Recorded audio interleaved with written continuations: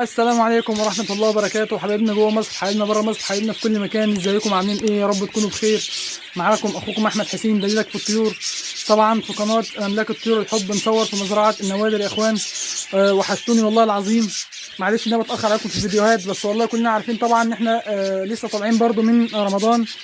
يعني انا الفيديو ده انا مصوره دلوقتي احنا في رمضان، يعني الفيديو ده انا مصوره وانا في رمضان دلوقتي، انا دلوقتي صايم ماشي. فطبعا كلنا عارفين ان احنا مشغولين شويه في رمضان والضغط اللي علينا في رمضان، فسامحوني لو كنت بتاخر عليكم في الفيديوهات.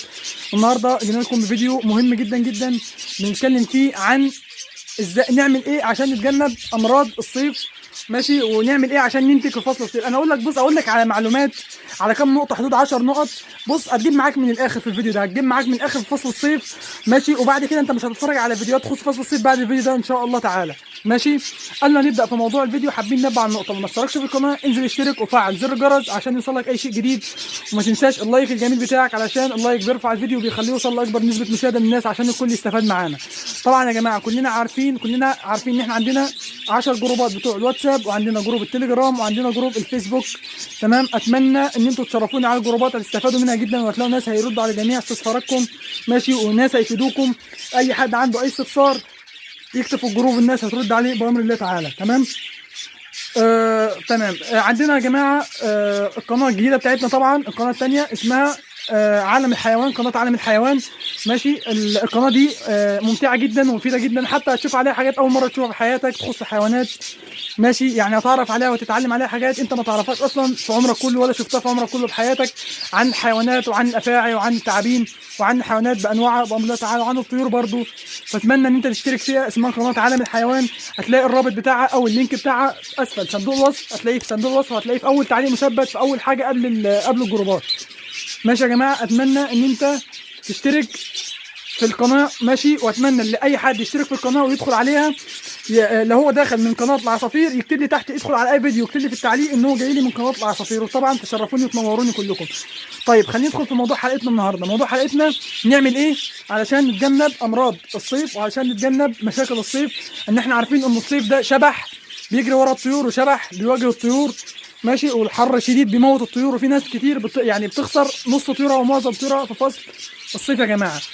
انتوا بصوا، انتوا هتتابعوا او هتلاحظوا ان انا معظم فيديوهاتي في فصل الصيف هتلاقوا كل الطيور عندها خضره، دايما في التصوير الطيور عندها خضره ماشي. طب ده معناته ايه؟ ده معناته ان يعني لازم تدي الطيور خضره ماشي علشان ترطب جسمها، لان كلنا عارفين ان الخضره فيها نسبه فيتامينات كتيره، والخضره اصلا بتبقى جواها ميه، يعني الخضره العصاره بتاعتها بتبقى ميه ماشي، فبتبقى رطبه، فبترطب على الطيور وبترطب جسم الطيور، وبتقلل درجه حراره او بتخفض درجه حراره جسم الطير. تمام يا جماعه؟ تمام، اتفقنا ان احنا هنبدا في موضوع الحلقه النهارده. اول حاجه هنعملها عند الطيور، اي طير عنده فروخ او بيض، ركز بقى معايا، اي طير عنده فروخ زي كده، بسم الله ما شاء الله، ده عنده فروخ اهي كبيره، ده عنده 3 فروخ اهو يا جماعه، 3 فروخ زي ما انتم شايفين، بسم الله ما شاء الله ماشي. وده عنده بيض اهو لسه بتكمل، دي عندها 3 بيضات ولسه طبعا بتكمل. تمام يا جماعه؟ فاي حد، اي جوز عنده اي جوز عنده بيض، او اي جوز عنده فروخ، هتعمل ايه بقى؟ هتجيب قماشه عاديه خالص ماشي، قماشه صغيره، هتبل لها ميه وهتعصرها ماشي على اساس انها ما تغرقش العش، وهتجيبها على العش اللي فيه البيض او اللي فيه الفروخ، وهتغطيها ازاي بقى؟ ده العش قدامك اهو. تمام، هتروح حاطط القماشه من هنا وتنزلها من هنا كده. طبعا انت عندك الظهر ده بيبقى في الحيط، يعني الظهر في الخلفيه بتبقى الحيط، فانت عندك هتحط القماشه من هنا وهتنزلها من هنا. ولو عرفت ان انت تعملها كمان من هنا اعملها، مفيش مشاكل. اهم حاجه ان الوش ده سيبه فاضي علشان حتى الفتحات الصغيره دي يدخل منها الهواء، يدخل منها هواء للطيور. اهم حاجه ان انت تغطي الجهتين دول، ويفضل برضه غطي من تحت. دي اول نقطه للطيور اللي عندها فروخ او اللي عندها بيض ماشي. طيب هنعملها كذا مره، يعني هنعملها 3 مرات في اليوم يا جماعه، مرتين 3 في اليوم. موضوع القماشه ده كل ما تنشف نبلها، كل ما تنشف نبلها، تنشف نبلها، نعملها مرتين 3 في اليوم عشان تحمي طيورك على الاقل خالص ماشي الفتره الاولى من الصيف، عشان تحمي طيورك ان الزغاليل تموت او البيض يفسد ماشي، او يكبس في البيض طبعا من الرطوبه الزياده الشديده او من الحر الشديد ماشي. الحراره الشديده طبعا هتخلي البيض ان هو يبوظ، وهتخلي ان هو يكبس ويفسد، وهتخلي الفروخ ان هي تموت جوه البيضه، وحتى بعد ما تفقس هتلاقيها ماتت ان هتبقى ضعيفه وهتبقى مش هتتحمل درجه الحراره الشديده. دي اول نقطه. تاني نقطه، طبعا كلنا عارفين البخاخه اللي بتكون عند الحلاقين يا جماعه، ماشي، اللي احنا لاي واحد بيروح يحلق بيبقى عنده البخاخه اللي العاديه بيحط فيها ميه، اللي بيدخلك ميه على شعرك بيها. هتمسك البخاخه دي تملاها ميه، ماشي، وتحط على الميه خل تفاح، ماشي، او فحم. قدامك اختيارين، يا تحط فحم يا تحط خل تفاح، ويفضل بقى مني انا حط فحم. يعني انا بعمل كده، انا بحط فحم افضل من خل التفاح. يا جماعه الحاجه اللي انا بقولها دلوقتي دي تستخدمها لكل حاجه، تستخدمها للعصافير، للحمام، للكوكتيل، للرز، للفشر، للذره، للببغاوات، للكناري، للزبره، لعيله الفينش كلها. يعني بص يا جماعه، نوع الطيور، للدواجن، للنعام، لكل حاجه. كل حاجه تستخدم الطرق اللي انا بقول لك عليها دي. تمام. تاني نقطه، هتمسك البخاخه اللي قلت لك عليها، اتقرب عند جوز. ده جوز اهو، ماشي، ده ذكر لاتيني وانتايه البينو يا جماعه، عيون حمراء بسم الله ما شاء الله، مركبهم عشان يطلعوا لي اللون اللي هو البودره السكري، ماشي. هتروح ماسك البخاخه وهتلف على جوز، وهتقعد هتروح راشش على جسم الطيور، بس ما تغرقوش، اللي هو مش تفتح عليه حنفيه او خرطوم، لا، انا بقول لك يعني رش بس.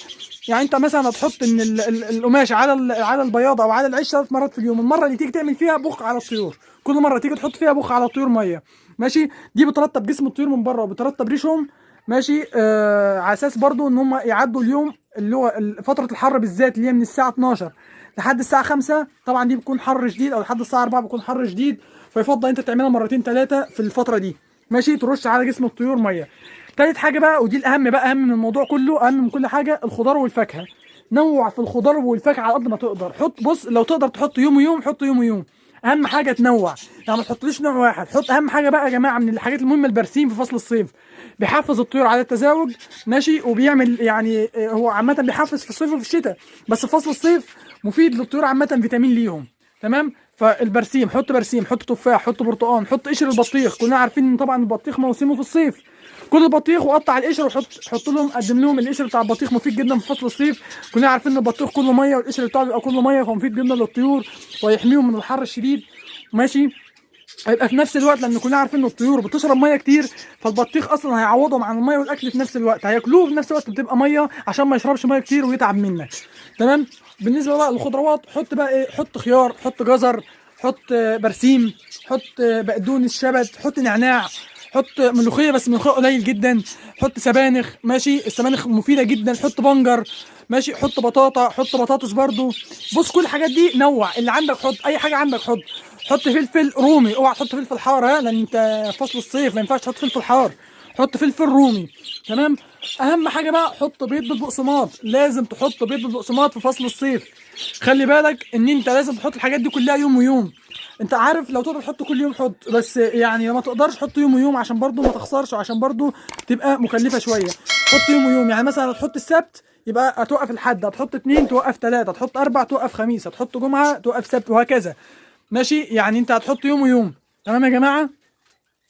طيب اتفقنا على نقطه الخضار دلوقتي. طيب ايه هي النقطه اللي بعديها؟ في فصل الصيف لازم ما تنتجش من طيورك كتير. يعني انا يفضل ان انت اصلا تعزل، يعني توقف تشيل البياضات عن طيورك. انا طبعا انا مستني اخد العش ده واوقف البياضات، اسدها من جوه، اسد العين من جوه، لان انا ما اقدرش اخلع البياضه، لان تركيبها صعب شويه عندي عشان الكميه اللي عندي. تمام يا جماعه. فاهم شيء ان انت توقف الطيور عن انتاج. عايز تنتج فصل الصيف ماشي، ما فيش مشاكل، بس قبل ما تنتج لازم تعمل حاجه، لازم تكون عارف حاجه. يعني انتج مره، الدوره بتاخد قد ايه؟ دوره الانتاج بتاخد شهرين، من البيض لحد فطام الزغاليل بياخد شهرين بامر الله تعالى. انتج شهرين ووقف شهرين، انتج شهرين ووقف شهرين، او انتج شهرين ونص ووقف شهرين ونص. يعني ماشي، يعني الصيف خد لك منه مثلا بطنين في الصيف، في فصل الصيف كله، ماشي، عشان برضو ما تهلكش الطيور، وعشان تجهزها لفصل الشتاء يكون الطيور مناعتها قويه والطيور تشتغل معاك عادي. اهم نقطه بقى، اهم من اتكلمنا عليه كله، ماشي، او اهم تاني نقطه، الفيتامينات والكالسيوم، ماشي، ومضاد السموم. يعني الفيتامينات والكالسيوم ومضاد السموم، هنعمل حلقات عن كل الحاجات دي. هنعمل حلقه عن مضاد السموم، ونعمل حلقه عن الكالسيوم، ونعمل حلقه عن الفيتامينات، افضل الفيتامينات وافضل مضاد سموم وافضل كالسيوم لفصل الصيف للطيور يا جماعه وللعصافير. تمام. اهم حاجه الفيتامينات، من اهم الحاجات اللي لازم تستخدمها لطيورك في فصل الصيف يا جماعه. ركز معايا، اللي ما يحطش فيتامينات في فصل الصيف ما يحطهاش بقى تاني خلاص، لان هو كده غلطان بصراحه، وهيندم والله العظيم لو ما حطش الفيتامينات في فصل الصيف، ماشي. فيفضل ان انت تحط الفيتامينات في فصل الصيف يا جماعه.